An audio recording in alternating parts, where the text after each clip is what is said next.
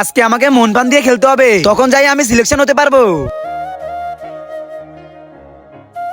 আরে ইয়ার, আমার ব্যাট তো ভেঙে গেছে। আমার কাছে তো শুধু একটা ব্যাটই ছিল। ভাইয়া আপনার ব্যাট আমাকে দেন, আমার ব্যাট ভেঙে গেছে। বেটা আমার ব্যাট আমি কাউকে দিই না, আর আমিও। ভাইয়া ভাইয়া প্লিজ আপনার ব্যাট আমাকে দেন, না হলে আমি সিলেকশন হতে পারবো না। বেটা আজকে আমার ফাইনাল খেলা, নয়তো তোমাকে ব্যাট দিয়ে দিতাম। হ্যাঁ বেটা, আমারও এখন খেলার সময় হয়ে গেল, নয়তো আমিও দিতাম।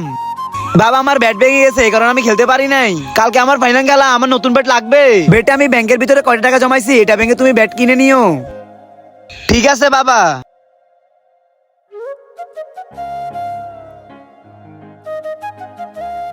ভাইয়া আমাকে ব্যাট দেখাও। আচ্ছা এটা দেখাও, এটার মধ্যে কোনটা লাগবে? ভাইয়া এটাই দিয়ে দাও। ঠিক আছে নিয়ে যাও। অভিনন্দন, তোমরা দুজন সিলেকশন হয়ে গেছো।